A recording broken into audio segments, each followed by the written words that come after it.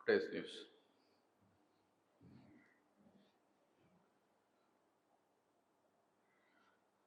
நம்ம குருஷேத்ரா அகாடமியில் current affairs by Vasuki ma'am 100 hours of current affairs class, அது மட்டும் இல்லாமல் complete material plus prelims orient test, mains orient test, titbits எல்லாமே கொடுக்கப்படும். கண்டிப்பாக யூஸ்ஃபுல்லாக இருக்கும். இன்ட்ரெஸ்டட் கேண்டிடேட்ஸ் மேலே இருக்க நம்பருக்கு கால் பண்ணி ரிஜிஸ்டர் பண்ணிக்கோங்க. First news. Opposition alleges electoral irregularities in Haryana, raises questions on electoral integrity. So current அஃபேர்ஸில் இந்த ஸ்பெஷல் இன்டென்சிவ் ரிவிஷன் அப்படிங்கிற ஒரு ப்ராசஸ் போயிட்டு இருக்கு, updation of electoral rule. So இப்போ அப்போசிஷன் லீடர் ராகுல் காந்தி ஒரு பிரசிலியன் மாடல் ஒருத்தவங்க அவங்களோட இமேஜை வச்சு கிட்டத்தட்ட 22 இடத்துல தொடர்ந்து ஓட்டு போட்டிருக்காங்க. 28 பூத்தில், அதுவும் லொக்கலைஸ்டு பூத்தில். ஸோ அவர் வந்து அலிகேஷன்ஸ் வைக்கிறாரு, எலக்டோரல் ஃப்ராட் நடந்திருக்கு, பிளான்டு ஏரியாஸ் பேஸ்ட் ஃப்ராட் நடந்து தான் ஜெயிச்சிருக்காங்க ஸோ அப்படின்னு சொல்லி அலிகேஷன்ஸ் வச்சிருக்காரு. இதை தொடர்ந்து நம்ம எலெக்ஷன் கமிஷன் ஆஃப் இந்தியாவோட ப்ராசஸ் என்ன, அதோட ஸ்பெசிஃபிகேஷன்ஸ் என்னென்ன, முக்கியமான அம்சங்கள் prelims orient plus mains orient ரெண்டுத்தையும் பார்ப்போம். ஓகேவா?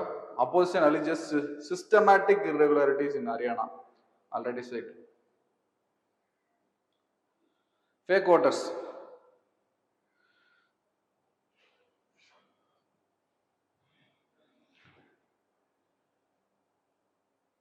டோட்டலா 25 lakhs fake voters Congress claim பண்றாங்க.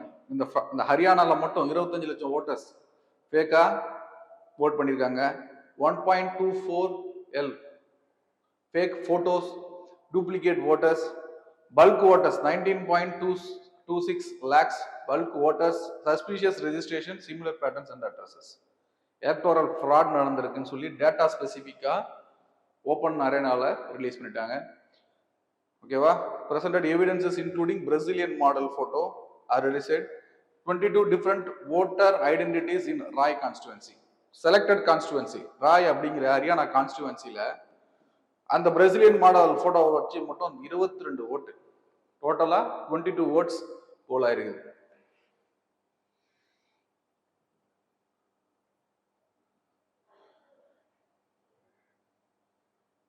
Evidence and patterns.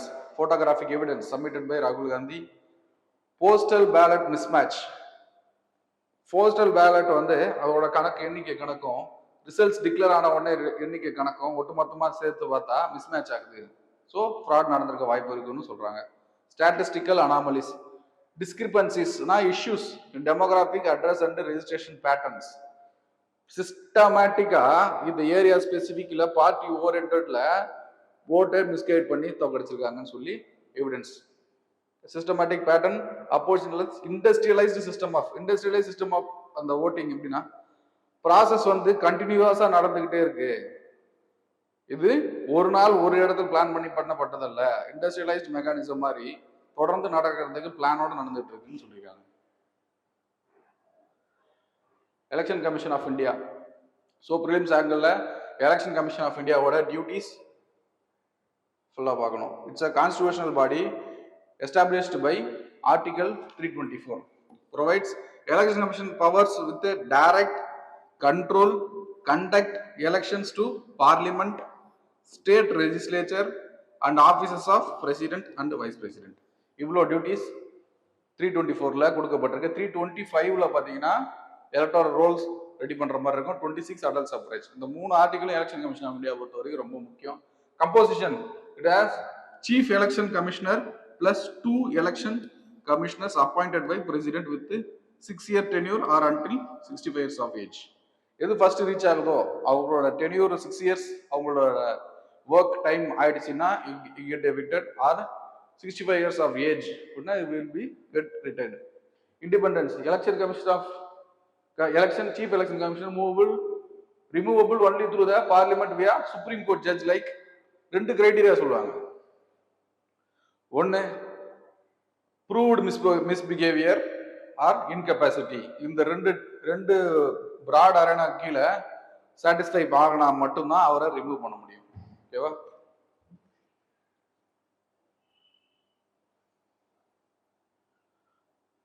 Powers and functions of Election Commission of India. Electoral roll management, Article 325, Model Code of Conduct.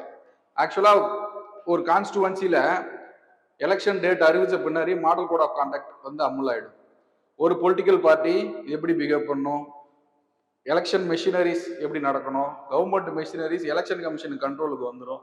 So இந்த மாதிரி model code of conduct representation of people act மூலமா அங்கீகரிக்கப்பட்ட ஒரு code. அதை enforce பண்றது election கமிஷனோட work. Disqualifying advisories. ஆக்சுவலா இந்த ஆர்டிகல் 103 அப்படிங்கிறது பார்லிமெண்ட் எம்பியை டிஸ்குவாலிஃபை பண்றதுக்கு பிரசிடென்ட்டுக்கு உண்டான பவர். அந்த பிரசிடென்ட் டிசைட் பண்றதுக்கு முன்னாடி எலெக்ஷன் கமிஷன் கிட்ட ரெக்கமெண்டேஷன் கேட்கணும், எலெக்ஷன் கமிஷனோட வியூ என்னன்னு கேட்கணும் அப்படின்னு சொல்றது இந்த article 103. And 192, the call made by governor to disqualify, whether disqualify or not, of a state legislative assembly member. MLA disqualify பண்ணலாமா கூடாதா அப்படிங்கிற கால் எடுக்க வேண்டியது governor with recommendation of election commission of India. அந்த சொல்றது ஆர்டிகல் 192. பார்ட்டி ரெகனைஸ், ஒரு பார்ட்டியை recognise பண்றது, அந்த பார்ட்டியோட சிம்பிள்ஸை ரெகனைஸ் பண்றது. Expenditure supervision. ஆக்சுவலா ஒரு பார்ட்டியும் ஒரு எலெக்ஷனுக்கு எவ்வளோ செலவு பண்ணலாம் அப்படிங்கிறத model code of conduct relieve ஆன உடனே சொல்லிடுவாங்க. ஸோ அந்த பார்ட்டி அந்த எக்ஸ்பெண்டிச்சரை தாண்டி எக்ஸ்பெண்டிச்சர் பண்றாங்களா அப்படிங்கிற சூப்பர்வைஸ் பண்ற வேலை election commission. Election cancellation. Miss mall practice எலெக்ஷன்ல நடந்திருக்குன்னு கன்ஃபார்ம் பண்ணா election commission has the power to declare the election as invalid.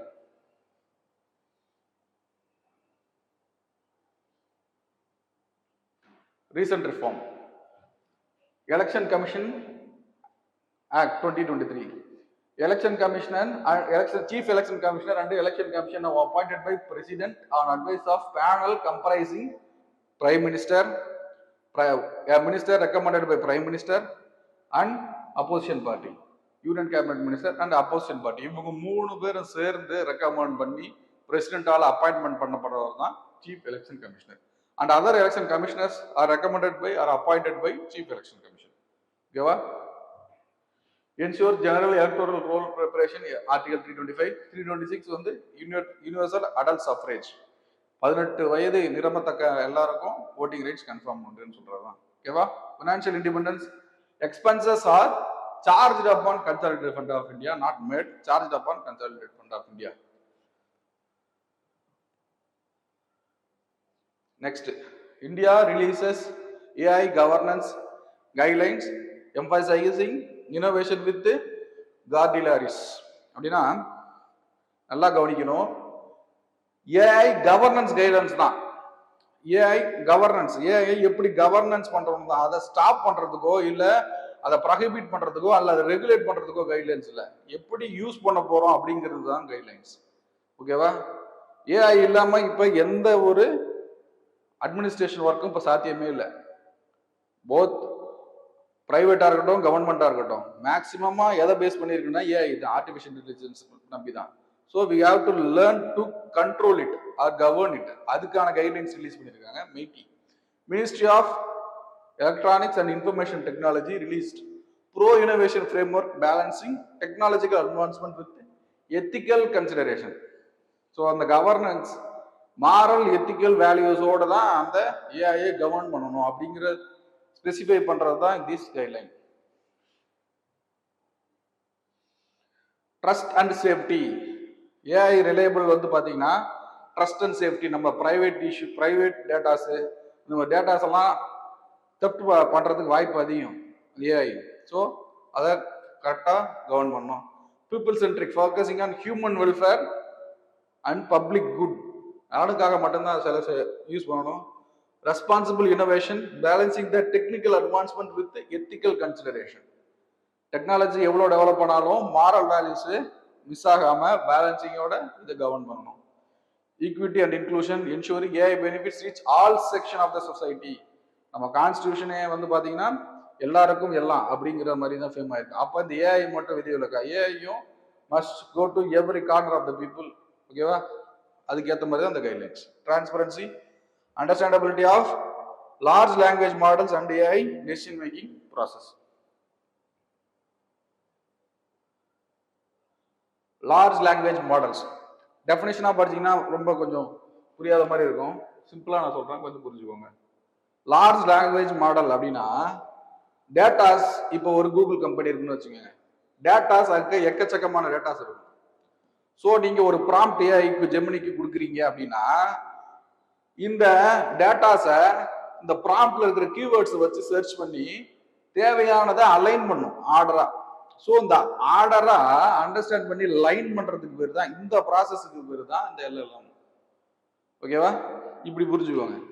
Advanced AI system to train vast amount of text data to understand, generate and process human language using deep learning and transform architecture. இப்ப சொன்னது தான் அதுல இருக்கு. ஆனா technical லாங்குவேஜ்ல இருக்கு. Datas இருக்கும்பா, அந்த டேட்டாவை நம்ம கொடுக்க ப்ராம்ப்ட் படி ஆர்டர் பண்ணி நமக்கு தேவையானதை கொடுக்கறது தான் அந்த எல்எல்எம். ஓகேவா? Working principle based on transformer architecture, Google 2017 using neural networks and billions of parameters. நம்ம ப்ராம்ப்ட் ஒன்று கொடுக்குறோம் அப்படின்னா பேராமீட்டர் செட் பண்ணிடும். ஸோ இப்போ யூபிஎஸ்சி எக்ஸாம் பத்தி கொடுக்குறோம் அப்படின்னா பேராமீட்டர்ஸா அந்த எக்ஸாமோட சிலபஸ், கோட்டு, இது எல்லாத்த பத்தியும் எடுத்து கிளியர் பண்ணுவாங்க. இந்த மாதிரியான டேட்டாஸை ஃபுல்லா ஆர்டரா கொடுக்கும். அந்த டேட்டாவை ஆர்டரா வர்றதுக்கு கொடுக்குறாங்க இல்லையா பேராமீட்டர்ஸ், அந்த பேராமீட்டர்ஸை கரெக்டாக கொடுத்து ரெடி பண்றது தான் இந்த ஏஐயோட வேலை. Okay, matching training data, internet scale data sets including books, articles and codes. various data source இருக்கு இல்லையா, அந்த டேட்டா சோர்ஸை ஃபுல்லா ரிசர்ச் பண்ணி அது தேவையானதை இந்த எம்எல்எல் மூலமா கரெக்டா அந்த கீவேர்ட்ஸ் வச்சு எடுக்கும். Self supervised learning patterns without labelled data through autonomous processing. Machine learning மூலமாவே அடுத்தடுத்து பண்ணும்.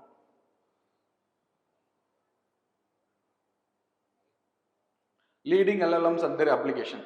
ஜிபிடி, சாட் ஜிபிடி, அது ஒரு ஓப்பன் ஏஐ. இவெல்லாம் எல்எல்எம் பேஸ்டு. ஜெமினி கூகுளோடது, எல்எல்எம்ஏ மெட்டாவோடது. Key application chatbots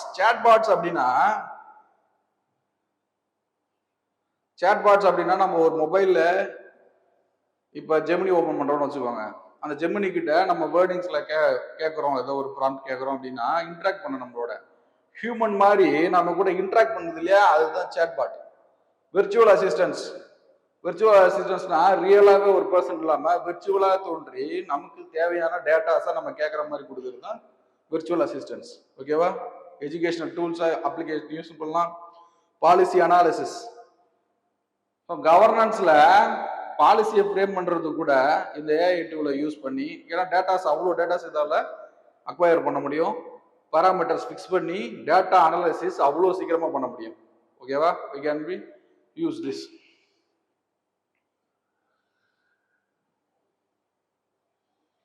challenges, bias and misinformation.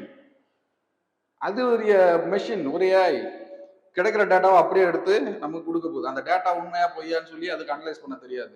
One thing. ரெண்டாவது பிரைவசி இஷ்யூஸ். அதுக்கு எல்லாத்தையும் மெமரைஸ் பண்றதுனால மறதிங்கிறது ரொம்ப ரொம்ப நல்லது. நம்மளோட தேவையில்லாத datas, unwanted datas, previous datas, ஒரு இமேஜ் எஃபில இந்த மாதிரி இமேஜஸ்லாம் இருக்கிறத கரெக்டாக தேடி பிடிச்சி அப்படியே வச்சிருக்கணும். அது இஷ்யூ. Job displacement. ஏஐ வந்ததும் இப்போ பார்த்தீங்கன்னா ஒரு கோட், ஒரு 4 பக்கத்துக்கான ஒரு கோட் சாஃப்ட்வேர் இன்ஜினியர் ரெடி பண்ண வேண்டிய ஒரு கோடை ஒரு சின்ன ப்ராம்ப்ட்ல ஏஐ ரெடி பண்ணி கொடுத்துரும். ஸோ ஜாப் டிஸ்பிளேஸ்மெண்ட் நிறைய நடக்குது.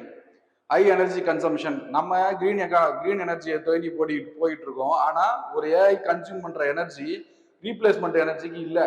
ஸோ நம்மளோட 2030 கோலை ஜீரோ எமிஷன் 2030 கோலை அச்சீவ் பண்ணுவோமா இல்லையான்னு தெரியல.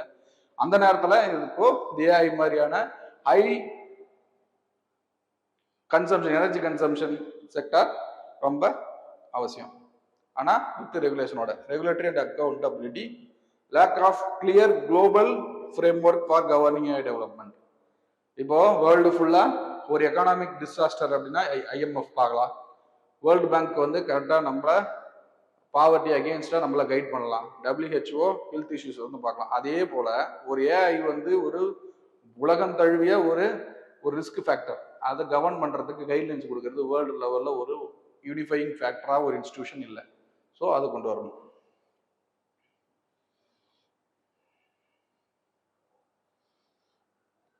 India's AI regulatory frame work.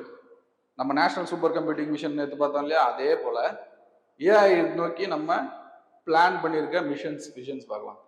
2018 AI for all அப்படிங்கிறது 2018லயே நித்தி ஆயோக் ஃப்ரேம் பண்ணி பப்ளிசைஸ் பண்றதுக்கு தான். ஏஐ ஃபார் ஆல், எல்லாருக்கும் ஏஐ போய் சேரணும். இதுக்கு மட்டும் பார்த்தோம் இல்லையா இந்த மாரல் வேல்யூஸ்ல. ஸோ அதை இம்ப்ளிமெண்ட் பண்றதுக்கு 2018லயே போட்டாச்சு. DP act, digital personal data protection act. AI models வந்து டேட்டா ப்ரொடெக்ஷன் ரூல்ஸ் மீறி நடக்கக்கூடாதுன்னு சொல்றது அந்த act.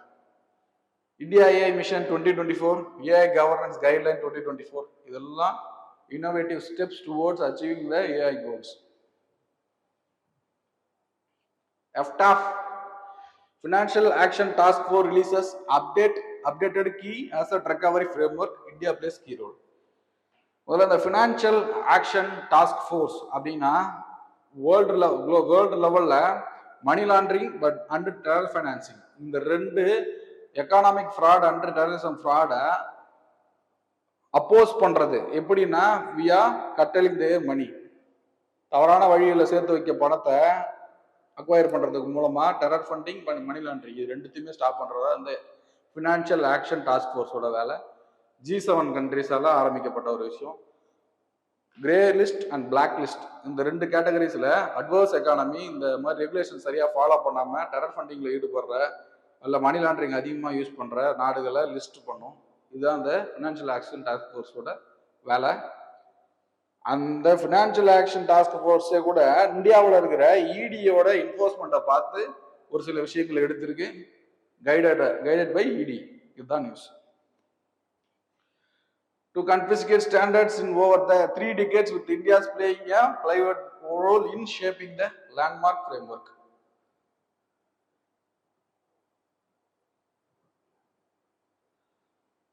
Non-conviction based confiscation. Actually, criminal conviction இல்லாமலே confiscate பண்றாங்க. அதுதான் first. Next, extended confiscation. Broad and scope. Pin point பண்ணி ஒரு ஆக்ஷனை டினோட் பண்ணாம அந்த ஏரியாவை பிராடன் பண்ணி ஸ்கோப்பை இன்க்ரீஸ் பண்ணி நிறைய பேர் அந்த என்வலப்புக்குள்ள கொண்டு வர்றது தான் இந்த extended confiscation. Next, unexplained wealth orders, provisional measures enables early asset freezing to prevent deception and during investigation. Asset freezing, அசட்டை மூவ் பண்ண முடியாம இந்த மாதிரி ஒரு சர்ச்சையோ ஒரு பிரச்சனையோ உங்க மேல இருக்குன்னு அரைஸ் ஆனாலே அசட்டை உடனே ஃப்ரீஸ் பண்ணிடுங்க.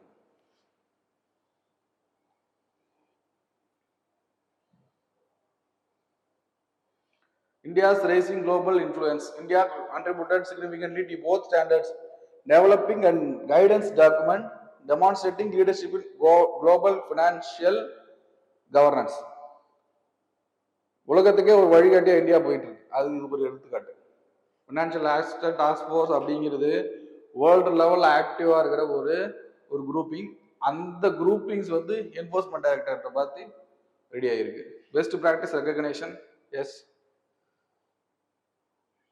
Understanding financial action task force established in 1989 by G7 countries at the Paris summit. ஓகேவா?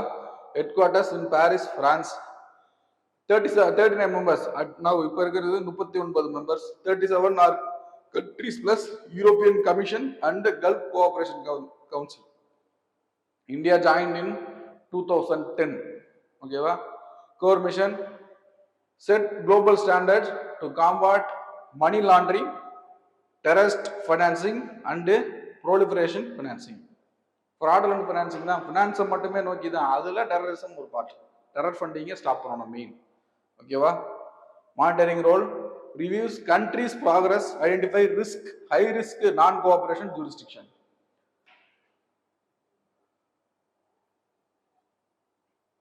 Watch list explain. First grey list. Grey list அப்படின்னா ரொம்ப அட்வர்ஸ் குற்றம் இல்லாம அந்த அதுக்கு முன்னாடி ஸ்டேஜ் மாதிரி டிகிரி வந்து கொஞ்சம் கம்மி, பிளாக்கை விட கிரேவை கம்பேர் பண்ணா. ஓகேவா? அவ்வளோ குற்றங்கள் நிறைஞ்சிருல, ஆனா குற்றங்கள் நிறைஞ்சிருக்கு. மேபி பிளாக் லிஸ்டர் இருந்த ஃபீச்சர். அப்படி போகிற நாடுகள் தான் கிரே லிஸ்ட்ல வச்சிருப்பாங்க. Increase scrutiny from international lenders. Grey லிஸ்ட்ல ஒரு நாடு எஃப்டாப் கூட கிரே லிஸ்ட்ல ஒரு நாடு இருக்குன்னா ஐஎம்எஃப்பும் வேர்ல்டு பேங்க்கும் ஸ்க்ரூட்டனைஸ் பண்ண ஆரம்பிச்சிருவாங்க. ஏன்னா ரெண்டுமே லோன் ப்ரொவைடிங் ஆர்கனைசேஷன். எஃப்டாப் லிஸ்ட்ல இருக்குன்னா நம்மகிட்ட இருந்து லோன் வாங்கி ஒரு டெரர் ஃபண்டிங் கூட பண்ணலாம் இல்லையா? ஸோ அதை ஸ்டாப் பண்றது அது ஒரு ஒரு ஒரு நோட் பாயிண்ட் மாதிரி. கிரே லிஸ்ட்ல இருக்கிற ஒரு நாடு வேர்ல்டு பேங்க்கிட்ட போய் லோன் கேட்டா நீங்க கிரே லிஸ்ட்ல இருக்கீங்க, ஸோ உங்களுக்கு லோன் தர்றதுக்கு சிக்கல்கள் இருக்கலாம்னு சொல்லி ஸ்க்ரூட்டனைஸ் பண்ண வாய்ப்பு அதிகம். ஓகேவா? Next black list, jurisdiction with serious deficiencies, அதை விட கொஞ்சம் அதிகம். இதோட கான்சிக்வன்ஸ் என்னன்னா அதோட கான்சிக்வன்ஸ் லோன் ப்ரொவைடிங்ல கொஞ்சம் பிரச்சனை வரலாம். யாரு? கிரே லிஸ்டோட கான்சிக்வன்ஸ்ல. ஆனா பிளாக் லிஸ்டோட கான்சிக்வன்ஸ்ல எக்கனாமிக் சாங்ஷன் கூட பாசிபிள். எக்கனாமிக் சாங்ஷன் மொத்தமா அந்த நாட்டோட எக்கானாமிக் கிராஷ் ஆகிறது கூட வாய்ப்பு ஜாஸ்தி. Recent update, Pakistan remove from grey list in 2022. ஓகேவா? Emerging focus area, crypto currency transaction. Crypto கரன்சினா ஒரு digital currency, non centralised digital currency. Terror ஃபண்டிங்லாம் இப்போ நடக்கிறது இந்த கிரிப்டோ கரன்சி மூலமா தான். டிமாண்ட் இருக்கிற வரைக்கும் அந்த கரன்சியோட ப்ரைஸ் ரைஸ்ல தான் இருக்கும். டீசென்ட்ரலைஸ்டுன்றதுனால அனானிமிட்டி அதிகமாக இருக்கிறதுனால பிளாக் மார்க்கெட் டெரர் ஃபண்டிங்லாம் மேக்சிமமா நடக்கிறது இந்த கிரிப்டோ கரன்சியில். It is deployed in terror funding. Beneficial ownership, transparency, enhanced focus on true owners. ஒரு அசட் இருக்கு, ஃப்ரீஸ் ஆக போகிற அசட் இருக்குன்னா அதை ட்ரூ ஓனர்ஸை ஐடென்டிஃபை பண்ணுறது தான் மெயின் ஒர்க் இருக்கு. New payment systems, adapting standards to address risk from financial technology. New payment system அடுத்தடுத்து நம்ம அப்டேட் பண்ணிட்டே போகணும்.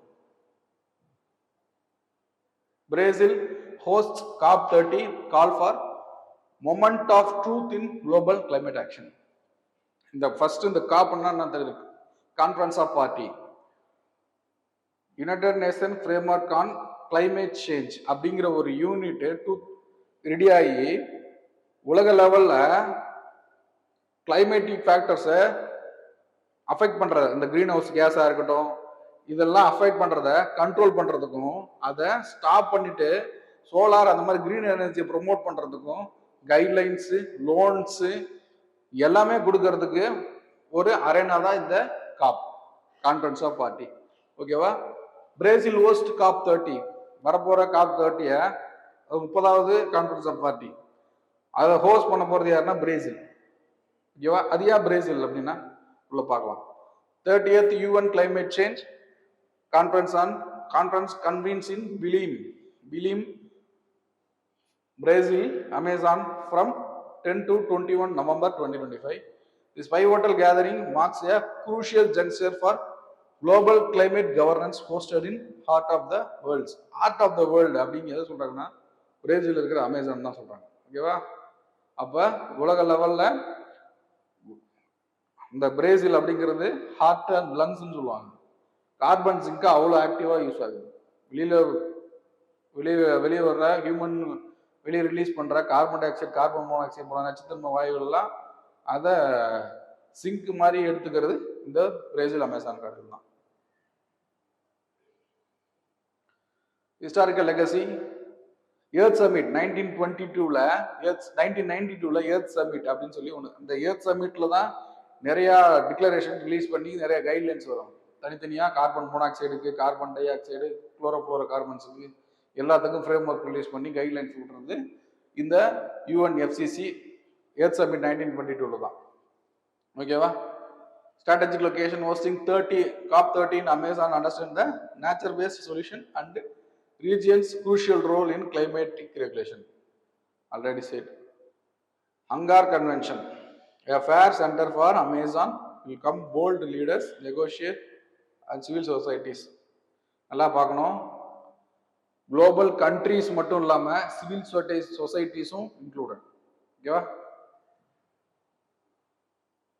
Brazil climate leadership, deforestation success, 50% reduction. Deforestation ஒரு லெவலில் ஸ்டார்ட் ஆயிடுச்சுன்னா அதை கண்ட்ரோல் பண்றது ரொம்ப கஷ்டம். ஆனா பிரேசில் டிஃபாரஸ்டேஷனோட பர்சன்டேஜ் லெவலில் 50% குறைச்சிருக்கு. ரொம்ப பெரிய achievement.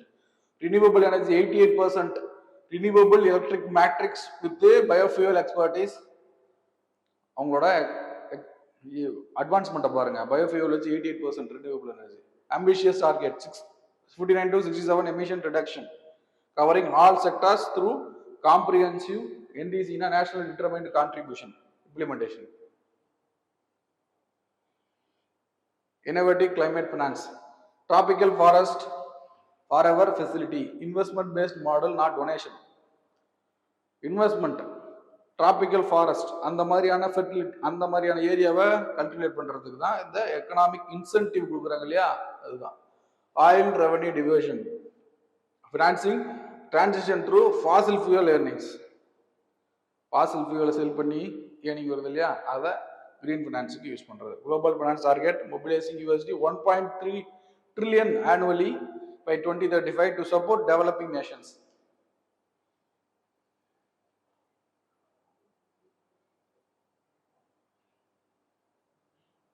Critical challenge again, implementation gap நிறைய இருக்கும். ஆம்பிஷன் செட் பண்ணிடலாம், கோல் செட் பண்ணிடலாம், அதை போய் அச்சீவ் ஆகிறதுக்கு போய் ரீச் ஆகிறதுக்கு மேபி எக்கானமி, நாட்டோட எக்கானமி ஒத்துழைக்காமல் இருக்கலாம், பக்கத்து நாட்டோட கிளைமேட்டிக் கண்டிஷன் ஒத்துழைக்காமல் இருக்கலாம், இல்லை நேச்சுரல் பொல்யூஷன் அதிகமாக கொண்டு வரலாம். நேச்சுரலாகவே பொல்யூஷன் வரும் இல்லையா, வால்கானிக் எரப்ஷன் அந்த மாதிரி பொல்யூஷன், அது மாதிரியான இந்த கோலை வந்து ரீச் பண்ண முடியாமல் போகலாம். multilateral crisis, declining faith in international cooperation, differentiated responsibility, historical emission responsibility of developed nations whilst they ensuring the equitable burden sharing. ஆக்சுவலாக இண்டஸ்ட்ரியல் ரெவல்யூஷன் ஒன்று 1700s ஆரம்பிச்சு இந்த இங்கிலாந்து, US இந்த மாதிரி அட்வான்ஸ்டு நேஷனாக அப்போ பொல்யூட் பண்ணி முடிச்சுட்டாங்க. பொல்யூட் பண்ணி முடிச்சுட்டு அவங்க எக்கானமி ஸ்டேபிள் ஆயிடுச்சு. ஆனால் இப்போ டெவலப்பிங் எக்கானமியாக இருக்கிற India, African states, south Asian ஸ்டேட்ஸ்லாம் இப்போ என்ன எமர்ஜ் ஆகிற டைமில் பொல்யூஷன் அப்படின்னு சொல்லிட்டு அவங்களோட இண்டஸ்ட்ரியேஷன் தடுக்கிறது, இதுதான் இதில் மென்ஷன் பண்ணியிருக்காங்க. Institutional reform proposals for UN Climate Change Council under General Assembly to strengthen global coordination.